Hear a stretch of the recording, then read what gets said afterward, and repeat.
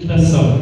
Eu sei que o tema da campanha está em Ageu, capítulo 2, versículo 9, onde o profeta lhe questiona: há ainda semente no celeiro? Nem a videira, nem a figueira, nem a romeira, nem a oliveira têm dado os seus frutos, mas deste dia vos abençoarei. Mas nós vamos estar fazendo a leitura em Provérbios, conforme eu disse, capítulo 4, versículo de número 3, para nós podermos adentrar a esta palavra, a qual Deus colocou em nossos corações, para meditarmos juntamente com a igreja nesta oportunidade. Porque o nosso Deus é especialista em fazer coisas novas, extraordinárias, e coisas que o homem jamais viu e jamais imaginou. É aquilo que Deus tem preparado para cada um de nós. Todos encontraram? Provérbios capítulo 4, versículo 3. Quem encontrou pode ler. Não encontraram. Capítulo 4, versículo 3 diz assim: porque eu era filho de meu pai, tenro e único em estima diante de minha, aleluias, diante da minha, aleluias. A igreja é nossa mãe. A igreja é nossa mãe, irmãos. Aleluias. E no versículo 23 deste mesmo capítulo vai dizer: sobretudo o que se deve guardar, guarda teu coração, porque dele procedem as fontes da vida, as fontes. Amém. Senhor Deus e Pai, estamos diante da tua palavra, te louvamos, te bendizemos e enaltecemos o teu santo nome, porque o Senhor é bom e a sua misericórdia dura para todo sempre. Pai, a tua palavra ela é eterna, a tua bondade ela jamais terá fim. Neste momento, Pai, eu te peço, fale conosco de uma forma clara, concisa, de uma forma penetrante, importante, e que todos aqui não venham sair do mesmo jeito que chegaram, mas que todos possam retornar para os seus lares, impactados, abençoados pelo poder da tua palavra. Fala conosco, Pai, é o que eu te peço, em nome de Jesus. Aleluias. Glórias a Deus.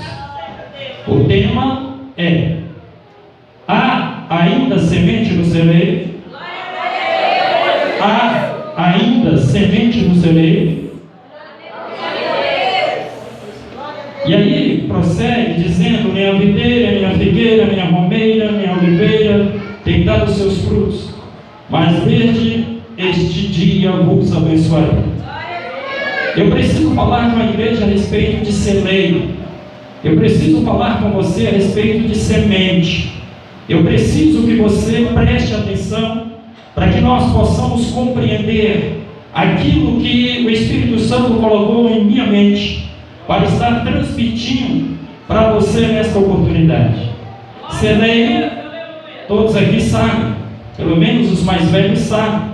Eu não sei se a juventude sabe o que é celeiro, porque antigamente todos faziam, guardavam um determinado cômodo na casa chamado de despensa, que era para guardar os mantimentos, que era para guardar sementes que eram colhidas na roça, sementes essa que lhe serviria de sustento por um bom período de tempo.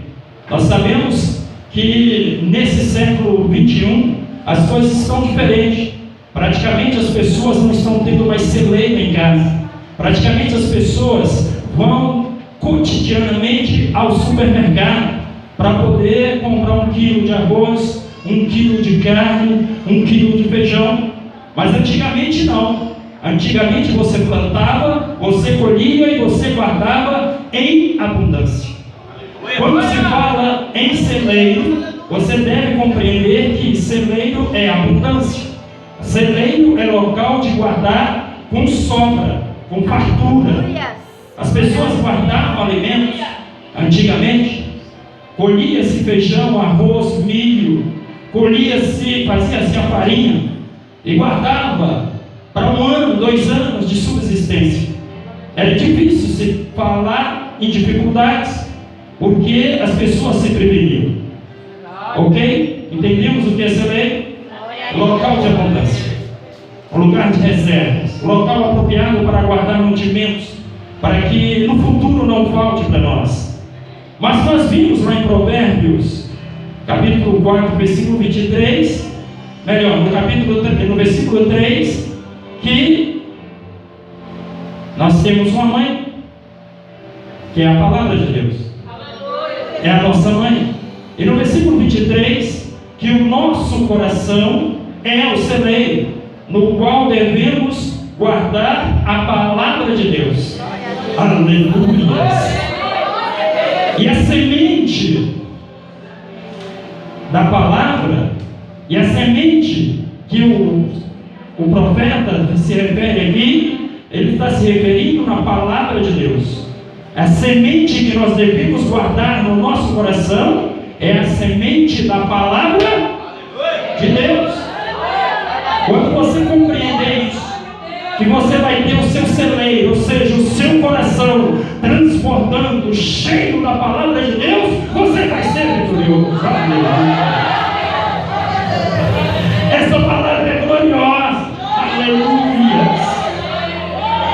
A palavra de Deus nos prepara para vencermos qualquer circunstância na face da terra. A palavra de Deus te dá forças para você ir e vir de cabeça erguida. A palavra de Deus transforma aquele que não valia nada no meio da sociedade em uma pessoa de respeito aonde quer que ela vá. Aleluia. O salmista Davi compreendeu isso. E ele vai escrever no Salmo 119, versículo 11: escondi, ó Senhor, a tua palavra no meu coração, para não pecar contra ti. Aleluia. E hoje o Senhor está perguntando para a igreja: como está o seu celeiro? Como está o seu celeiro? Como está? Como está? Ainda há semente no seu celeiro? Ainda há fé no teu coração? Ainda há esperança na sua vida? Ainda há perspectiva de melhoria para você? Aleluia. Ou teu celeiro anda meio vazio, ou teu celeiro anda meio falho, ou teu celeiro anda ruim, difícil. Não deixe, irmãos. Não deixe que o inimigo de vossas almas roube a semente que é a palavra de Deus do teu celeiro, do teu coração. Não deixe que os cuidados da vida, do mundo lá fora, retire do seu celeiro a semente que é a palavra de Deus. Não deixe que os prazeres cotidianos retirem do teu celeiro, do teu coração, a palavra de Deus. Aleluia. Não deixe que os emissários de Satanás, os demônios que estão lá fora, dificultando a vida das pessoas, entrem no seu celeiro para roubar a palavra de Deus que deve estar dentro do teu coração. Deus me trouxe aqui para dizer que essa igreja é vencedora. Deus me deu essa oportunidade para dizer para esta igreja que ela é vitoriosa. Esta igreja vai curtir e ter o melhor da face da terra, se esconder a palavra de Deus em vossos corações. Aleluias. Esta passagem de Ageu, capítulo 2, 19, nos mostra algo fantástico, nos mostra algo tremendo, extraordinário. O povo ainda não estava abençoado naquela época, por causa da desobediência. Eles não estavam aplicando a palavra de Deus em vossos corações. Mas eu preciso te dizer que isso aconteceu, irmãos. Sabe quando? 2500 570 anos atrás. Você não entendeu errado. 552 anos antes da vinda de Jesus Cristo, Deus usa o profeta Ageu para ministrar esta palavra a uma geração que estava se afastando dos caminhos do Senhor. Uma geração que havia passado muito tempo no cativeiro babilônico e mesmo assim não aprendeu a obedecer os desígnios de Deus. Eles sofreram, eles foram castigados, mas ainda assim teimavam em ficar distantes do Senhor. Aleluia! Esse episódio, irmãos, nos fala que nós, do século 21, precisamos nos aproximar mais de Deus. Precisamos buscar mais a intimidade com Deus. Precisamos permitir o Espírito Santo de Deus agir nas nossas vidas. Aleluia! Porque a palavra nos diz em Tiago 1:22: sejam praticantes da palavra e não apenas ouvintes, enganando a vocês mesmos. E Deus não quer que nós nos enganemos. Deus quer que nós sejamos transformados pelo poder da palavra dele. Aleluia! E se nós formos transformados por esta palavra, todas as nossas necessidades serão supridas. Mas se nós formos obedientes à palavra de Deus, nós vamos ter sérios problemas. Aleluia!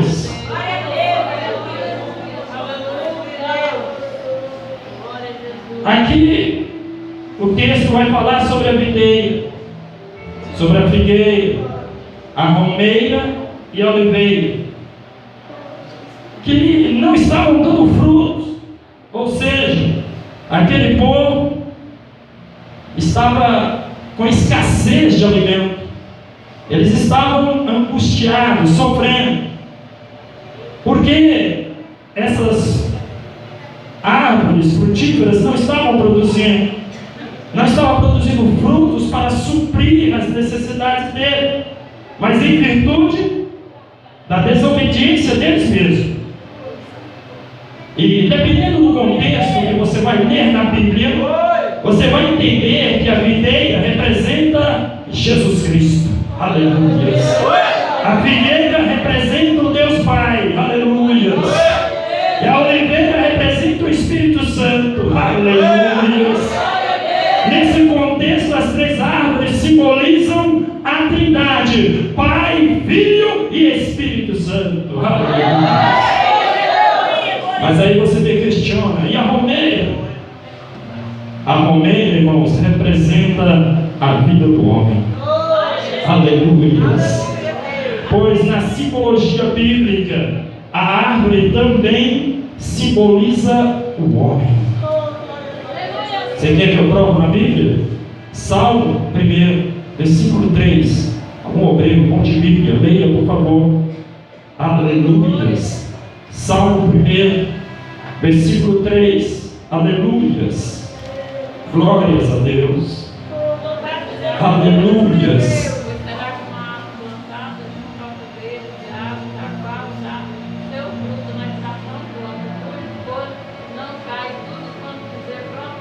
Aleluia!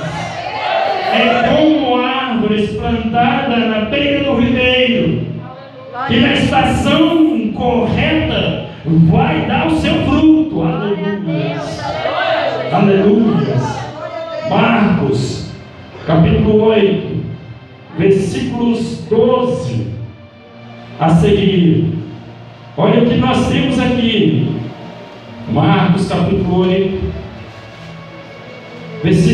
capítulo 8, versículo 22 e 24. Eles chegaram a Betsaida e trouxeram a Jesus um cego e rogaram-lhe que o tocasse. Tomando o cego pela mão, levou-o para fora da aldeia, e cuspindo-lhe nos olhos e impondo-lhe as mãos, perguntando-lhe se via alguma coisa. Ele, levantando os olhos, disse: vejo os homens, pois os vejo como árvores que andam. Preste atenção. Jesus estava operando milagres. Jesus estava fazendo coisas extraordinárias. E de repente alguém chega trazendo um cego e diz: Senhor, abençoa este homem, liberta ele, dá visão para ele. Jesus tirou ele do meio do povo, foi lá fora, cuspiu, fez aquele lodo, passou o olho dele e ele começou a ver como árvores. Porque nós, para Deus, nós somos árvores. Árvores que dão semente, árvores que produzem bons frutos. E na sequência, o milagre foi completo. E ele pôde ver as pessoas conforme verdadeiramente elas são. Então, meu irmão, às vezes nós trazemos alguém na igreja necessitado de um milagre, precisando de uma bênção, e a gente ora, a gente clama, a gente pede, e Jesus faz o milagre. Mas de repente o milagre não fica completo, porque você ora pedindo a Jesus para fazer o milagre, mas a pessoa que vai receber o milagre, às vezes ela fica com o coração duro, dizendo: será se é verdade? Será se isso vai acontecer mesmo? Então Jesus precisou trabalhar a fé daquele cego para que o milagre ficasse completo.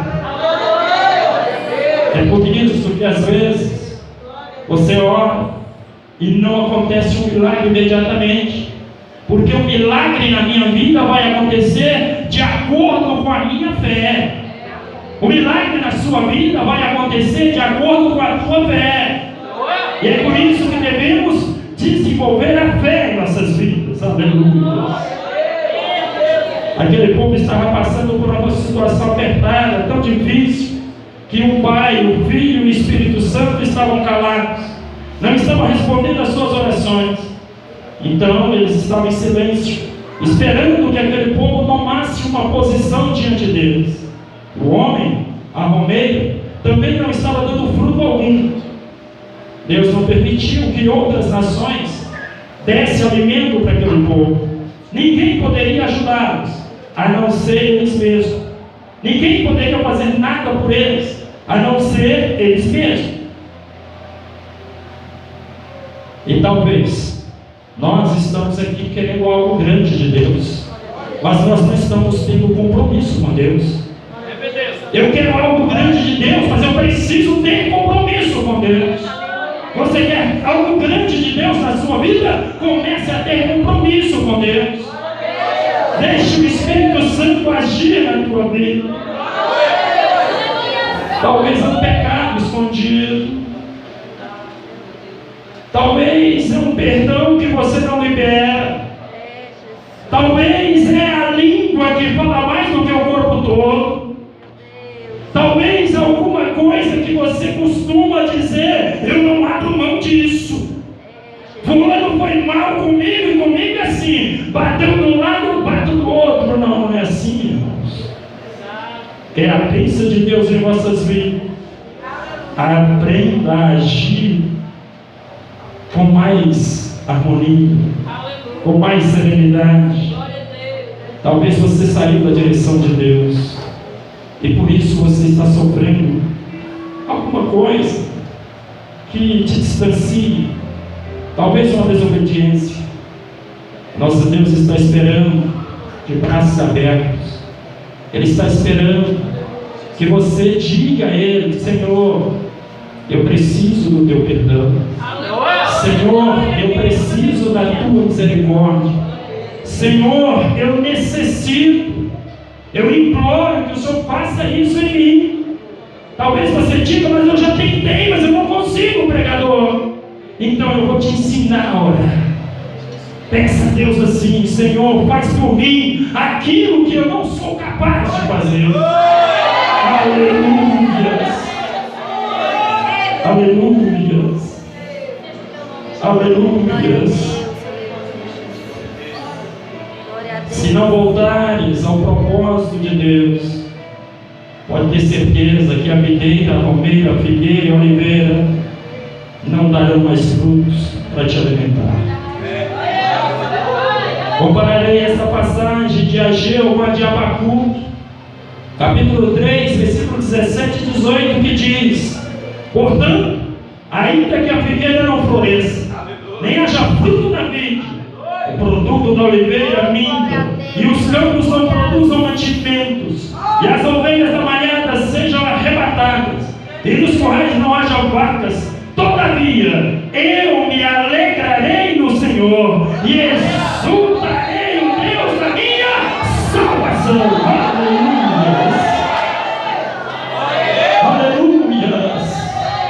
Deus seja louvado. Aleluias. Aleluias. E eu perguntei ao Espírito Santo. Finalmente, Ele é maravilhoso. Ele é bondoso. Ele é misericordioso. E aí, eu perguntei ao Espírito Santo como a vida do próprio homem, que também simboliza a árvore, poderia se encaixar neste contexto. A figueira é uma árvore que não floresce, mas ela põe folhas e frutos. Interessante é que os frutos nascem antes das folhas. Você não entendeu? Deus quer que nós demos os frutos primeiro, para depois sermos abençoados por Ele. Essa simbologia, irmão, ela é muito importante para nós, porque nós vamos alcançar algo extraordinário. Marcos capítulo 11, nós vamos ler a partir do versículo 24, no capítulo 11, versículo 12. Aleluias.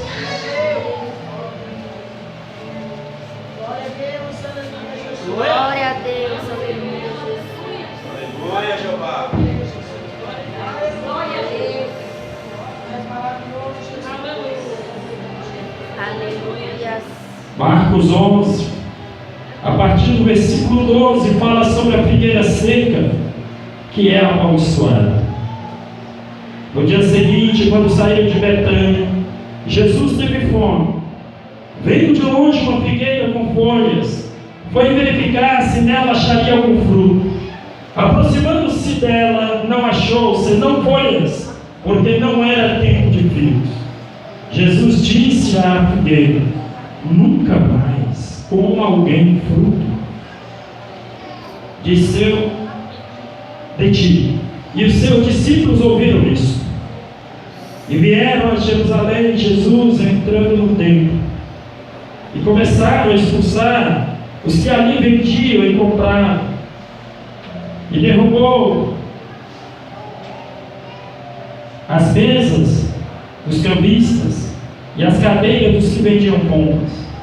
Não consentia que ninguém levasse qualquer vaso para o templo, e os ensinava dizendo: não está escrito: a minha casa será chamada por todas as nações casa de oração? Mas vós a transformastes em covil de ladrões. Jesus então lança uma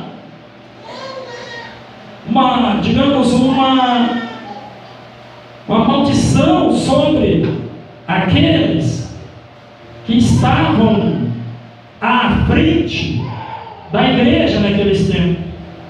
E se nós observarmos o retrato da nação de Israel hoje, nós vamos ver que até hoje, em pleno século 21, eles estão pagando pela desobediência a Deus. Eles estão sofrendo, porque são os filhos da promessa. Então até hoje, eles sofrem com guerras, eles sofrem com homens bombas, eles sofrem com todo tipo de dificuldade dificuldade, porque a figueira foi seca naquele momento em que Jesus determinou. E ainda hoje Israel não se converteu, não quis largar o caminho, preferiu ficar com as idolatrias. Mas eu faço como Abacuque. Isso não vai me afetar em nada, pois a minha comunhão com Deus é individual. E assim como Abacuque, eu me alegrarei e exultarei nesse Deus maravilhoso, o Deus da minha salvação. Só Ele pode nos livrar da destruição que o mundo vai sofrer. Só Ele pode nos livrar da destruição que o mundo vai passar.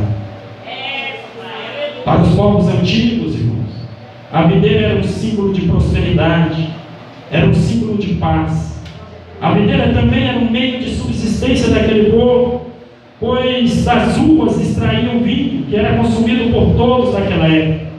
E a oliveira, como produto da oliveira, poderia mentir? Não pode. O produto da oliveira é o azeite. O azeite era um produto da oliveira muito importante para aquela nação. Às vezes a oliveira não dava um bom azeite, e esse tipo de oliveira era chamado de jambreiro, bravo, por não produzir um azeite de qualidade, e com isso dificultava o meio da comercialização. Então era um produto de má qualidade. Talvez hoje nós estamos na igreja, mas não estamos fazendo a vontade daquele que nos chamou, não estamos sendo fiéis, não estamos obedecendo o ID, não estamos obedecendo o chamado, não estamos fazendo a vontade dele. Deixa eu te dizer, Deus está de olho em você. Provérbios vai dizer que os olhos do Senhor estão em todos os lugares, observando os bons e os maus, as boas e as más ações. E Deus quer mais de mim, Deus quer mais de você. Deus exige da igreja do século 21 que vá a campo em busca das almas perdidas. Aleluia. Porque Ele tem pressa, irmãos. Ele tem pressa, porque os tempos são findos. É necessário nós tomarmos uma posição diante do Senhor. Deixa eu te dizer, mesmo que as coisas estejam difíceis na tua casa, mesmo que as lutas sejam grandiosas, faça como Abacuque. Não murmure, não, exalte o nome do Senhor. Mesmo que os campos não estejam produzindo os alimentos necessários, adore o nome do Senhor. Mesmo que as vacas estejam magras, adore o nome do Senhor. Mesmo que a panela esteja vazia, adore o nome do Senhor. Aleluia. Mesmo que você esteja desempregado, adore o nome do Senhor. Mesmo que você esteja passando por tribulações, adore o nome do Senhor. Aleluia. Mesmo Abacuque vendo esse quadro crítico diante dos seus olhos, ele não se deixou ser contaminado, e os lábios declararam esta linda exaltação ao nome do Senhor. Então, que a igreja possa estar exaltando o nome do Senhor continuamente. Que a igreja entenda, de uma vez por todas, que Deus vai nos abençoar. Aqui no capítulo 2, versículo 19, já no finalzinho, ele disse: desde esse dia eu vos abençoarei. Desde que dia, pregador? Desde o dia em que os sacerdotes, começaram a pregar a verdade ao povo. Desde o dia em que os sacerdotes começaram a falar a verdade reta para a igreja. E desde o dia em que a igreja assimilou essa palavra e fez com que ela se cumprisse em vossas vidas. Aleluia! Desde esse dia nós vamos alcançar as bênçãos do Senhor. Deus quer escrever uma nova vida, uma nova história na sua vida. Ele quer fazer algo tremendo, mas Ele está esperando que eu e você tome a iniciativa. Ele está esperando que eu e você seja fiéis em tudo aquilo que faz para Ele. Ele está esperando que nós abandonemos de vez aquele pecado oculto que ninguém sabe, mas Deus sabe. Ele quer que nós larguemos este pecado para alcançarmos a santidade na presença dele, para que Ele possa marcar a vitória em vossas vidas. E se isso acontecer, irmãos, nós vamos estar cumprindo as 3 ordens de Jesus Cristo. Porque quando Jesus aqui chegou, Ele terminou 3 ordens. Os obreiros aqui sabem. A primeira ordem de Jesus, Mateus 11:28: vinde a mim todos que estáis cansados e oprimidos, e eu vos aliviarei. Então essa ordem de Jesus é para aqueles que ainda não o conhecem. Vinde a Ele, porque Ele tem a solução do problema. Agora que você veio, que você aceitou Jesus, que você está com Ele, Ele tem uma outra ordem. Lucas 24:49: ficai, porém, em Jerusalém, até que do alto sejais revestidos de poder. Aleluia! Então você veio, agora você está em Jerusalém. Jerusalém é a igreja, para que você receba a unção do Espírito Santo na sua vida, para que você seja impactados pelo poder de Deus. Agora que você já cumpriu a segunda ordem de Jesus, agora tem a terceira ordem que Jesus dá a todo crente. Aleluia! Marcos 16:15: ide por todo o mundo e pregai este evangelho a toda criatura. Aquele que crê e for batizado será salvo, mas quem não crê já está condenado. Aleluia! Que nós possamos compreender essas 3 ordens de Jesus na nossa vida, para que a gente saia daqui cheios do Espírito Santo, para estar levando este evangelho nos 4 cantos de Varzelândia, nos 4 cantos do norte de Minas, quiçá o Brasil, quiçá o mundo, porque o que Deus tem para a tua vida é coisa grandiosa. Aleluia! Aleluia! Então, se nós cumprirmos essas 3 etapas, agora nós estamos prontos e somos missionários para ir levar este evangelho, para mostrar ao mundo que Jesus faz coisas grandes em nossas vidas. Deus quer olhar para você neste exato momento e ver o seu celeiro. Ele quer ver a semente da fé germinando, a semente do amor, a semente do perdão, a semente da misericórdia, a semente do arrependimento, a semente da humildade, da mansidão. Enfim, Jesus quer olhar para você e ver os frutos do Espírito dentro do teu coração. Quando Ele olhar para você e ver essas coisas, tenha certeza, Ele vai te abençoar. Pois Ele não é homem para que minta, nem filho do homem para que se arrependa. Aleluia! Pois Deus só conta conosco, com aquilo que tem dentro dos nossos corações. Se o meu conteúdo está cheio de Deus, eu vou falar bem, vou mostrar ao mundo, eu vou mostrar a este mundo que Jesus tem algo grande em nossas vidas. Se o nosso coração estiver cheio da palavra de Deus, nós vamos levar esta palavra. Então, meu irmão, minha irmã, encha o teu celeiro, encha o teu coração da semente, a semente que é o Espírito Santo, e verás a glória de Deus. E Ele continua te perguntando: ainda há semente no celeiro?